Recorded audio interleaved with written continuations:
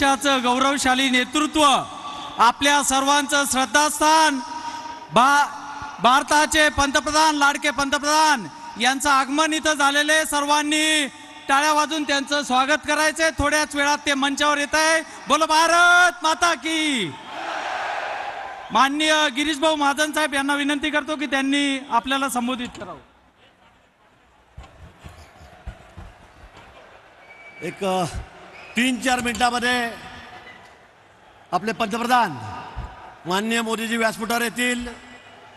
व्यासपीठावर आल्यावर सर्वांनी उभं राहून, म्हणजे नुसता हेलिकॉप्टरचा आवाज ऐकूनच तुम्ही सगळे उभे राहिलात। मी काही ठिकाणी पाहिलं लोक खुर्चीवर उभे राहिले आणि काही ठिकाणी बघितलं की त्यांनी खुर्च्या डोक्यावर घेतल्या।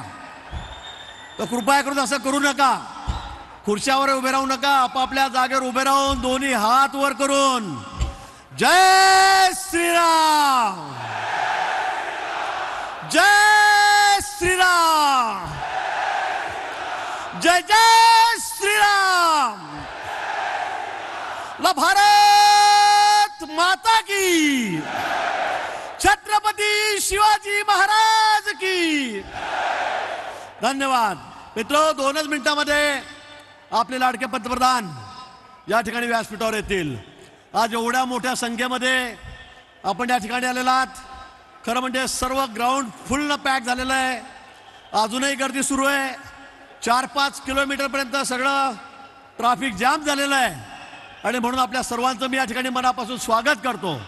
मित्र, ही निवडणूक आपल्यासाठी, आपल्या देशासाठी, आपल्या स्वाभिमानासाठी सर्वात महत्त्वाची आहे।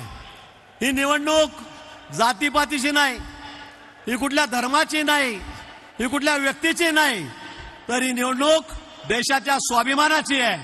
आणि म्हणून मी आपल्याला विनंती करणार आहे, काही लोक आहेत, काही समाज आहेत, 90% ट्रॅफिक जाम झालेलं आहे आणि म्हणून आपल्या सर्वांचं मी या ठिकाणी मनापासून स्वागत करतो।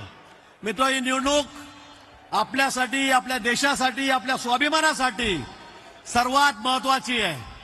ही निवडणूक जातीपातीची नाही, ही कुठल्या धर्माची नाही, ही कुठल्या व्यक्तीची नाही, तर ही निवडणूक देशाच्या स्वाभिमानाची आहे। आणि म्हणून मी आपल्याला विनंती करणार आहे, काही लोक आहेत, काही समाज आहेत, 90% या ठिकाणी मतदान करतायत। लोक दुबईहून येत आहेत, काही सिंगापूरहून येत आहेत, काही मलेशियाहून येत आहेत, पण आपण मात्र सुस्त आहोत। आपलं मतदान 55%, कुठे 50%, कुठे 60%। मग आपण कधी जागृत होणार आहोत? एक फतवा निघाला तर 90% मतदान होतं आणि आम्ही काय करतो आहोत? नाही, मी खरी चाललो, मी शेतावर चाललो, मी खेड्यावर चाललो, मी जिल्ह्यावर चाललो आणि आपण आपलं मतदान करत नाही। मित्र, अशी सुस्ती जर आपण दाखवली तर आपल्याला मात्र मोठ्या संकटाला सामोरं जावं लागेल। आणि म्हणून मी आपल्याला आजपासून सांगतोय, आतापासून सांगतोय की आपलंही मतदान 85-90% झालंच पाहिजे। तुम्ही करणार आहात की नाही? जे जे आपले नातेवाईक आहेत, मुलगा असेल, सून असेल, नातेवाईकाला आई वडील असतील, बाहेर गावी गेले असतील, आजच त्यांना फोन करा, आजच त्यांना संपर्क करा। त्यांना सांगा की 20 तारखेला या ठिकाणी येऊन कुठल्याही परिस्थितीमध्ये तुम्ही मतदान करायचं आहे। एकीकडे कोणी भाड्यातोड्याची वाट बघत नाही, कोणी गाडीची वाट बघत नाही, लोक दुरून 50-50 हजार रुपये खर्च करून दुबईच्या ठिकाणी येत आहेत आणि मतदान करतायत। का? तर त्यांना मोदीजीची अलर्जी आहे, मोदीजींना त्यांना हटवायचं आहे। मग आपली जबाबदारी काय आहे की नाही? आहे की नाही? मग म्हणून मी आपल्याला या निमित्ताने विनंती करणार आहे की आतापासून आपण काम आहे, आणि तो कोणता?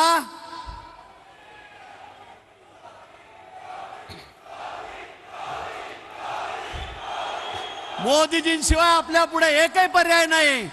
आज जगामध्ये सुपर पॉवर आपण उभा आहोत। कोणताही राष्ट्र आपल्याकडे तिरप्या नजरेने बघत नाही। 10 वर्षापूर्वी जे पाकिस्तान आम्हाला डोळे दाखवत होतं, जे चायना आम्हाला धमक्या देत होतं, 10 वर्षापासून मोदीजी पंतप्रधान झाले। आज पाकिस्तान तर जगाच्या नकाशावर आहे की नाही हेही समजत नाही। कुठल्या प्रेसमध्ये त्याचं नाव नाही, कुठल्या व्हिडिओ चॅनलवर त्याचं नाव नाही, टीव्ही चॅनलवर त्याचं नाव नाही, सोशल मीडियामध्ये पाकिस्तानचं नाव नाही। मित्र, ज्या पाकिस्तानामध्ये सुई बनत नाही तो पाकिस्तान आम्हाला 10 वर्षापूर्वी भारतात येऊन आमच्याकडे बॉम्बस्फोट करायचा। पण ईट का जवाब पत्थर से आमचे पंतप्रधान मोदीजी झाले। पुलवामाचा त्यांनी हल्ला आमच्यावर केला,